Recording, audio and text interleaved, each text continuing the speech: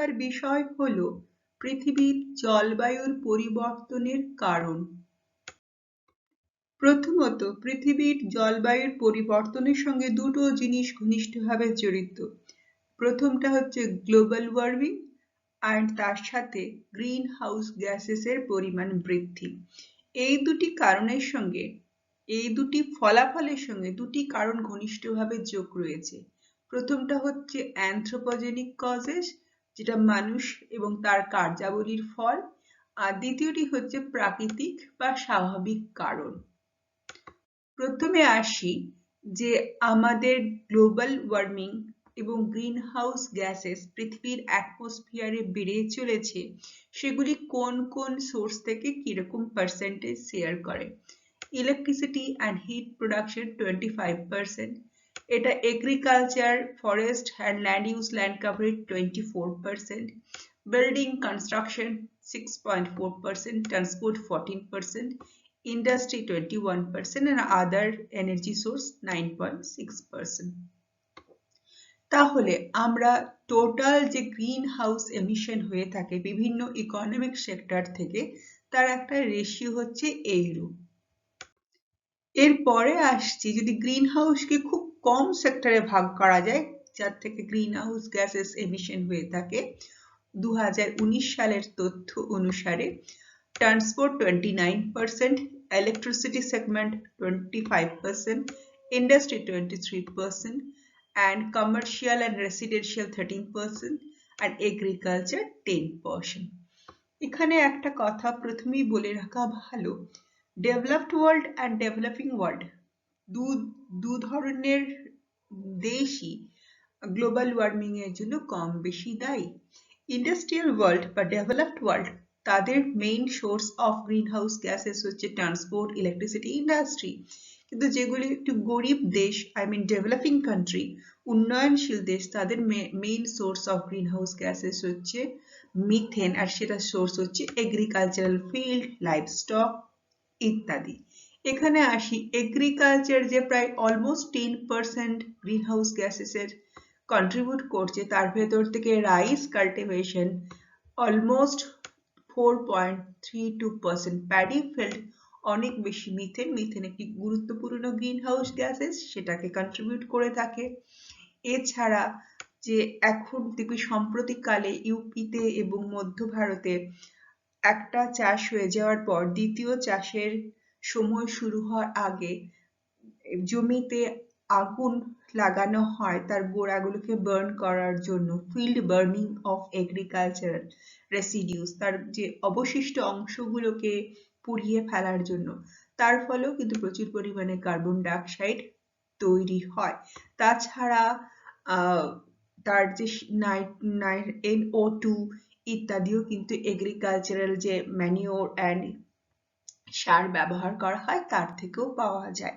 তাহলে causes of global warming এর developed world and developing ওয়ার্ল্ডের পার্সপেক্টিভটা একটু আলাদা, কিন্তু এখানে দু ধরনের রাষ্ট্রই গ্রিন হাউস গ্যাসেসের পরিমাণ বৃদ্ধির জন্য দায়ী। ডেভেলপিং ওয়ার্ল্ড মূলত এগ্রিকালচারাল ফিল্ড, মূলত অন্য সোর্স অবশ্যই আছে, agricultural field, specially intensive subsistent farming, আমাদের মতো দেশ যারা নিবিড় জীবিকা সত্তা ভিত্তিক কৃষি নির্ভর, সেই সমস্ত সোর্স থেকে প্রচুর পরিমাণে মিথেন তৈরি হয়, NO2, নাইট্রাস অক্সাইড এবং কার্বন ডাইঅক্সাইড তৈরি করে থাকে। এবং ডেভেলপড কান্ট্রিগুলো মূলত ট্রান্সপোর্টেশন এবং ইলেকট্রিসিটি ইন্ডাস্ট্রি সেক্টর থেকে গ্রিন হাউস গ্যাসেস প্রডিউস করে থাকে।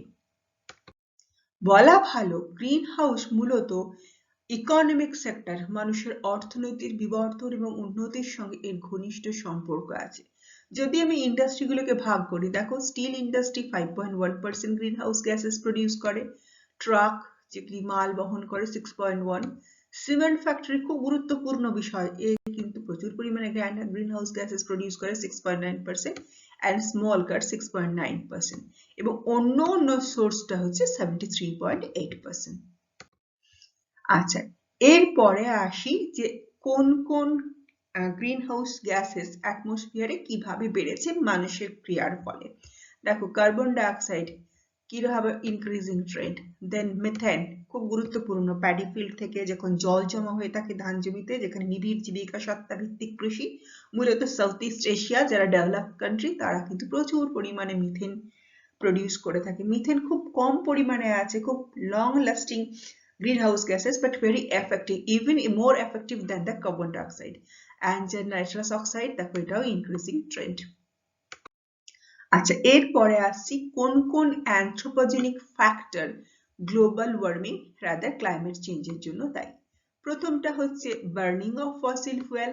উই আর ভেরি ফ্যামিলিয়ার যে আফটার ইন্ডাস্ট্রিয়াল রেভলিউশন কোলের প্রথমে বার্নিং স্টার্ট হয় এবং তারপরে পেট্রোলিয়াম, কাঠ, কয়লা ইত্যাদির যে ফসিল ফুয়েল সেটার বার্নিং। দ্বিতীয়টা হচ্ছে ডিফরেস্টেশন। তোমরা জানো forest area consume carbon dioxide, forest কমে গেলে কনজাম্পশন অফ কার্বন ডাইঅক্সাইড কমে যায়, সেজন্য এটাও একটা কারণ। থার্ড হচ্ছে এগ্রিকালচার। আমি বলেছি agricultural field specially paddy field প্রচুর পরিমাণে মিথেন প্রডিউস করে থাকে। And cement and another industrial factory. এই চারটে মূল প্যারামিটার এই গ্রিন হাউস গ্যাস প্রডিউস করার জন্য এবং ক্লাইমেট চেঞ্জের জন্য দায়ী। আর একটা হচ্ছে ম্যানুফ্যাকচারিং ইউনিটস অ্যান্ড ট্রান্সপোর্ট। এই পাঁচটা বিষয় ক্লাইমেট চেঞ্জের জন্য ভীষণভাবে দায়ী। এরপরে আসছি ফসিল ফুয়েল কনজাম্পশন পার ক্যাপিটা। এখানে বলি ডেভেলপড অ্যান্ড ডেভেলপিং ওয়ার্ল্ডে একটা দ্বৈততা, একটা ডাইকটমি স্টার্ট হয়েছে যে ইউনাইটেড স্টেট অফ আমেরিকা দেখো per capita fossil fuel consumption is maximum, then Australia, those are the highly developed country, and Germany. তোমরা যদি দেখো হিউম্যান ডেভেলপমেন্ট ইন্ডেক্সে অ্যান্ড পার ক্যাপিটা ইনকামের দিক থেকে এরা ভীষণ আগে আছে। অ্যান্ড দেন ইন্ডিয়া দেখো অনেক পিছনে আছে। তাহলে more industrial, more advanced, more developed world consume more fossil fuel and they are responsible for produce more greenhouse gases. সেখানে একটা ডাইকটমির জায়গা তৈরি হয়েছে। দেন আসছি ফসিল ফুয়েল কনজাম্পশন সারা পৃথিবীর পার্সপেক্টিভে। দেখো সেটা যদি দেখো ওয়েলেই দেখো, কোল দেখো অ্যান্ড গ্যাস দেখো, এই তিনটেই হচ্ছে তো মূল ফসিল ফুয়েল। 1965 থেকে coal increasing trend, then oil, then gases. তাহলে both are in increasing trend। খুব সোজা কথায় ক্রমশ এগুলির কনজাম্পশন হিউম্যান বিং এর ক্ষেত্রে বেড়ে চলেছে due to expansion of economic sector. এটা স্টার্ট হয়েছে কখন? Just after the industrial revolution. এবারে আসছি কার্বন ডাইঅক্সাইড প্রোডাকশন। দেখো এটা হচ্ছে অ্যাটমসফিয়ারিক কার্বন ডাইঅক্সাইড কনসেন্ট্রেশন। দেখো এটা ক্রমশ 200 বছর আগে, 400 বছর আগে, 600 বছর আগে, 800 বছর আগে and zero for the present scenario. দেখো কতখানি বেড়ে গেছে, 400 ppm কে ছাড়িয়ে গেছে।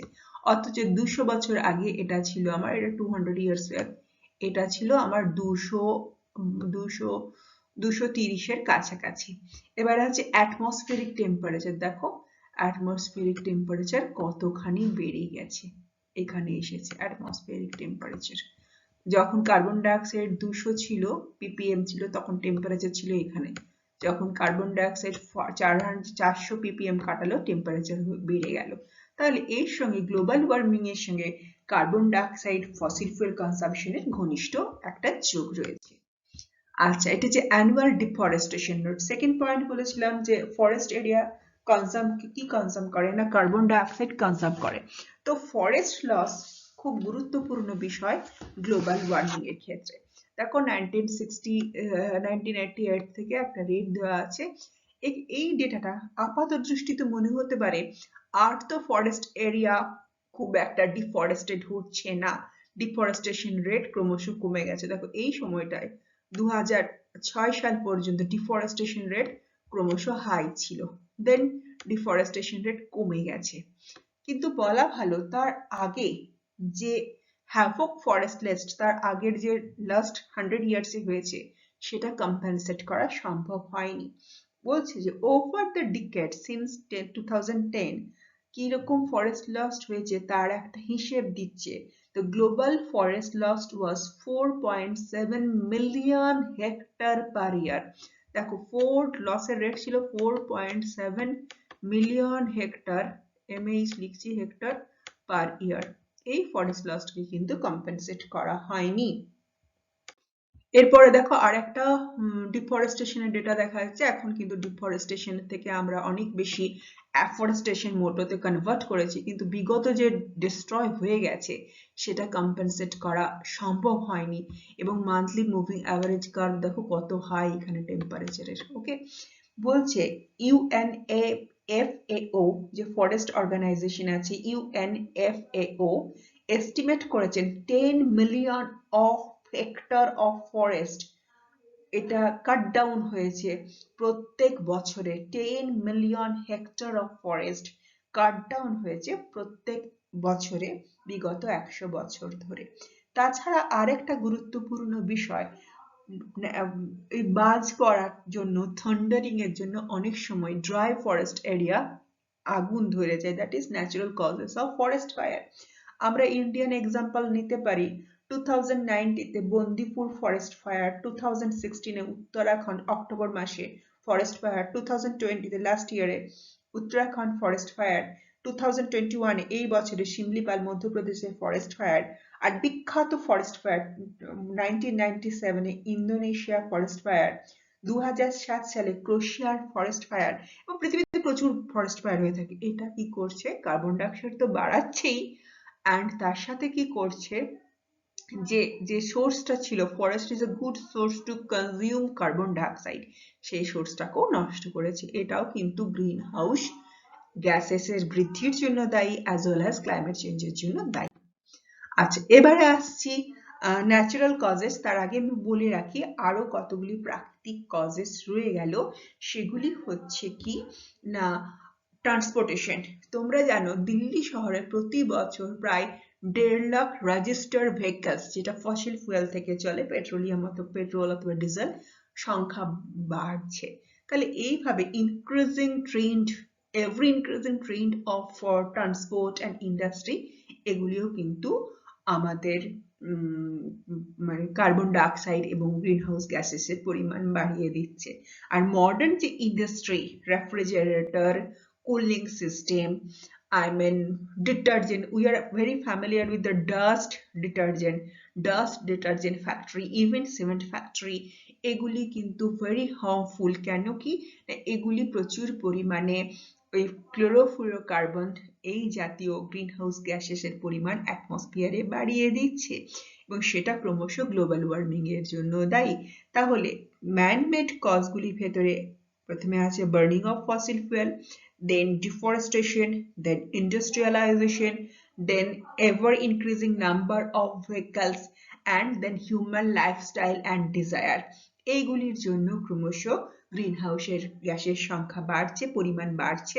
গ্রিন হাউস গ্যাসগুলো খুব ট্রেস অ্যামাউন্টে থাকে পৃথিবীতে, বাট এগুলো কিন্তু খুব effective to hold the temperature and re-radiate the infrared radiation, that is the long wave radiation, back to the terrestrial earth। সেজন্য পৃথিবী গরম হচ্ছে। এরপরে আসি ন্যাচারাল কজেস। এখানেও বলে রাখি এই প্রাকৃতিক কারণ এবং ন্যাচারাল কজেস ভিতরে একটা ডাইকটমিস আছে। একদল সায়েন্টিস্টরা মনে করেন যে ক্লাইমেট চেঞ্জের জন্য যেমন ডেভেলপড ওয়ার্ল্ড বেশি দায়ী in comparison two under developing world. আবার আন্ডার ডেভেলপিং কান্ট্রির ইকোনমিস্টরা, থিঙ্কাররা মনে করেন আরে ইন্টেন্সিভ সাবসিস্টেন্ট ফার্মিং, নিবিড় জীবিকা সত্তা ভিত্তিক কৃষি, দ্যাট ইজ ধান জমিতে জল জমা হলে মিথেন হয়, এ তো আমার ভাত রুটির ব্যাপার, এটা এমন কি ওদের good lifestyle, luxurious life, more responsible for the global warming. But it is a dichotomy, but both are responsible, developed and developing world, for the global warming.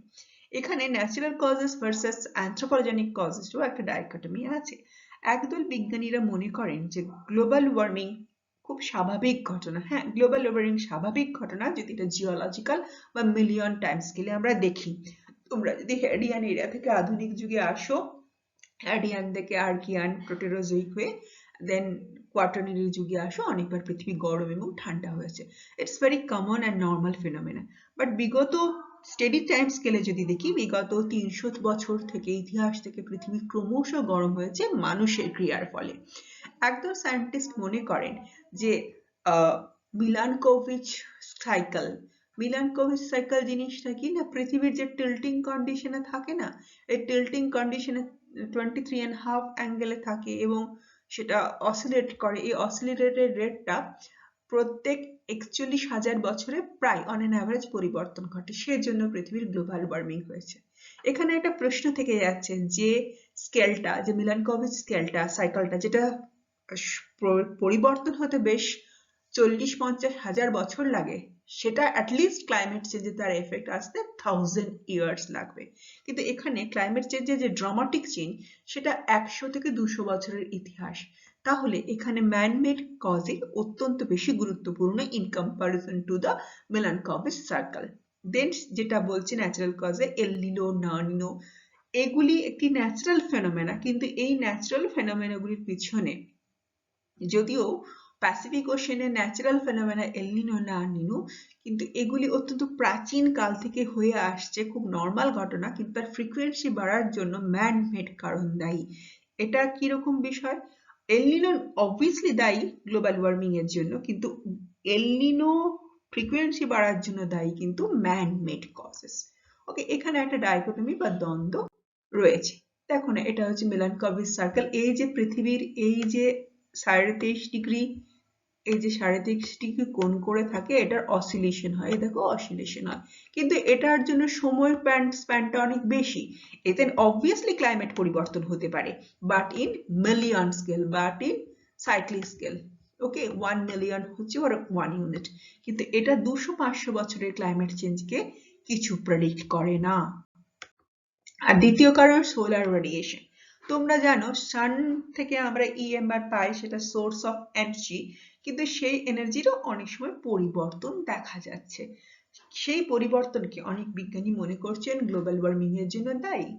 সেই সোলার রেডিয়েশনের খানিক পরিবর্তন নিশ্চয়ই হয় এবং তার বৈজ্ঞানিক ব্যাখ্যাও রয়েছে এবং যা যথার্থই, তার সত্ত্বেও একথা পুরোটা বিশ্বাসযোগ্য বা প্রমাণযোগ্য নয়, কারণ লাস্ট 300 ইয়ার্সে, 300 বছরের যে ইতিহাস পৃথিবীর গরম হওয়ার বা উষ্ণায়নের, সেটা কিন্তু পৃথিবীর ট্রোপোস্ফিয়ার গরম হয়েছে, স্ট্র্যাটোস্ফিয়ার, আয়নোস্ফিয়ার, ওজোনোস্ফিয়ার, এক্সোস্ফিয়ার হয়নি। সোলার রেডিয়েশন যখন আসে, তোমরা জানো যে এটা যদি পৃথিবী হয়, সরি, এটা যদি ধরো আর্থ হয়, এর 10,000 কিলোমিটার, ধরো 10,000 কিলোমিটার পর্যন্ত আমাদের কি আছে না, বায়ুমণ্ডল আছে। তো সানরেজ যখন আসে তখন এখানে স্ট্রাইক করে, যে এনার্জি, যে শক্তিতে স্ট্রাইক করে তাকে বলে সোলার কনস্ট্যান্ট। তাহলে সোলার কনস্ট্যান্টের পরিবর্তন হতো, সোলার কনস্ট্যান্টের অন এন অ্যাভারেজ যে সোলার কনস্ট্যান্ট, তার উল্লেখযোগ্য পরিবর্তন দেখা যায় না। তো সোলার রেডিয়েশনের পরিবর্তন ঘটেছে, কিন্তু সেই পরিবর্তন 200-500 বছরের ক্লাইমেটের ইতিহাসে গুরুত্বপূর্ণ প্রভাব ফেলেছে এমন তো নয়। আর লাস্ট হচ্ছে ভলকানিক ইরাপশন। ভলকানিক ইরাপশন কিন্তু খুব গুরুত্বপূর্ণ ফ্যাক্টর। যখন আর্থ ইন্টেরিয়রের টেম্পারেচার আর সূর্যের টেম্পারেচার, ইন্টেরিয়রের temperature near about same 500 to 600 degree centigrade, সেখান থেকে যখন লাভা বেরিয়ে আসে, তার সঙ্গে অ্যাশ, সালফার, NO2, CO2 বেরিয়ে আসে, সেটা কিন্তু পৃথিবীর উষ্ণায়নের জন্য দায়ী, কিন্তু সেটা পৃথিবীর ওভারঅল গ্লোবাল উষ্ণায়নের দায়ী নয়। সেটা কি করে, সারাউন্ডিংস এর উষ্ণতার খানিক পরিবর্তন ঘটায়। দেখো, এটা দেখো, যে বললুম solar radiation in 11 years average, blue লাইনটা দেখা যাচ্ছে, দেখো এটা 11 বছরের গড়, 1880 থেকে 2020 সাল। কিন্তু দেখো এই গড়টা মোরলেস স্টেডি আছে, কিন্তু তার সত্ত্বেও তুমি দেখো 1940 এর পর থেকে, রাদার 1920 থেকে টেম্পারেচার কিন্তু গ্র্যাজুয়ালি ইনক্রিজিং ট্রেন্ড। তাহলে এটা বলা যাবে না সোলার অ্যাক্টিভিটির জন্য ট্রোপোস্ফিয়ারের টেম্পারেচার বেড়েছে, এটা কিন্তু প্রমাণ হয় না, তথ্য প্রমাণ দেয় না। আচ্ছা, এটা দেখো যে volcanoes, this is the volcanoes, sulphur, ash ইত্যাদি বার হচ্ছে, যা বায়ুমণ্ডলে মিশছে এবং বায়ুমণ্ডল অনেকটা অ্যাসিডিক হচ্ছে, এবং সেটা ইনফ্রারেড রেডিয়েশনকে আটকে দিচ্ছে এবং ইনফ্রারেড রেডিয়েশন রিরেডিয়েটেড হয়ে পৃথিবীতে ফেরত আসছে। এটা খানিক অংশে তাপমাত্রার, পৃথিবীর অ্যাভারেজ তাপমাত্রার ক্ষেত্রে লোকালি, যেমন মাউনা লোয়ার যখন ভলকেনোস অ্যাক্টিভ হয়েছে তখন সারাউন্ডিং এর তাপমাত্রায় পরিবর্তন ঘটিয়েছে, বাট এটা খুব নমিনাল এবং ইনসিগনিফিক্যান্ট, বাট লোকাল ক্লাইমেটের জন্য গুরুত্বপূর্ণ ভূমিকা পালন করে। আচ্ছা, দেখো CO2 লেভেল অ্যান্ড ভলকানিসিটি, এই যে আমরা কথাটা বলছি তার প্রমাণ দেখো। দেখো এইটা হচ্ছে মাউনা লোয়া। মাউনা লোয়াতে কিরকম অগ্নুৎপাত হয়েছে দেখো, এখানে অগ্নুৎপাত হয়েছে, বাট অগ্নুৎপাত যে রেটে রয়েছে তার থেকে অনেক স্টেডি রেটে দেখো CO2 বেড়ে গেছে। তাহলে অগ্নুৎপাতের সঙ্গে CO2 বৃদ্ধির সরাসরি যোগ নেই, বা অন্য কোনো কারণ আছে যেটা CO2 কে মাউনা লোয়ার ভলকানিক অ্যাক্টিভিটিস ছাড়াও অন্য কারণের জন্য বেড়ে গেছে। একদম শেষে বলি, দেখো ডেভেলপড অ্যান্ড আন্ডার ডেভেলপড এদের ভেতরে, বা ডেভেলপড অ্যান্ড ডেভেলপিং উন্নত দেশ এবং উন্নয়নশীল দেশ, তাদের ভেতরে গ্লোবাল ওয়ার্মিং নিয়ে একটা দ্বন্দ্ব বা ডাইকটমি রয়েছে। গ্লোবাল ওয়ার্মিং এর ক্ষেত্রে developing world for the agricultural base primary sector, ওদের ইকোনমি, সেই economy that is paddy base economy, যা সাউথ ইস্ট এশিয়ার পুরো অংশটাই যার ভেতরে পড়ে, তারা প্রচুর পরিমাণে মিথেন তৈরি করে এবং সেটা তাদের নিবিড় জীবিকা সত্তা ভিত্তিক কৃষি, রাদার তাদের ভাত রুটি যোগায়, তার জন্য তারা অনেক বেশি মিথেন তাদের গ্রিন হাউস এফেক্ট তৈরি করে। আর ডেভেলপড ওয়ার্ল্ড তার লাইফস্টাইল, ইকোনমি, ইন্ডাস্ট্রির জন্য এবং ট্রান্সপোর্টেশনের জন্য অনেক বেশি পরিমাণে গ্রিন হাউস গ্যাসেস তৈরি করে। রাদার যদি আমি দ্বন্দ্বের কথা বলি, developing world primary sector base agricultural base paddy base ইকোনমির জন্য গ্রিন হাউস গ্যাসেস তৈরি করছে, দ্যাট ইজ মিথেন। আর ডেভেলপিং ওয়ার্ল্ড যারা খুব উন্নত দেশ, তারা কি করে, per capita fuel consumption, industrialisation, rather বলা ভালো সেকেন্ডারি অ্যান্ড টার্সিয়ারি সেক্টরের অ্যাডভান্সমেন্টের জন্য তারাও গ্রিন হাউস গ্যাসেস তৈরি করে। Both R responsible, first one for the primary sector and second one for the advancement of secondary and tertiary sector. Similarly, greenhouse gas effect এর জন্য and global warming এর জন্য responsible both কারা কারা, man-made causes and natural causes. প্রথমে আসি natural causes. Natural cause obviously responsible, volcanic eruption is obviously responsible for the regional climate change, not the global climate change. Okay, and geological time scale যদি দেখো, Milankovitch circle is responsible, solar radiation is responsible for the climate change. কিরকম না, ওই glacial maxima error মতো, যেমন আমরা Archaean, প্রোটেরোজোইক, প্যালিওজোইক, মেসোজোইক যুগে অনেকবার আপস অ্যান্ড ডাউনস এর ভেতরে, গরম ঠান্ডার ভেতরে পৃথিবী বিবর্তিত হয়েছে, মাস এক্সটিংশনে গেছে, সেরকম ক্ষেত্রে গ্লোবাল ওয়ার্মিং এর জন্য ন্যাচারাল কজ দায়ী।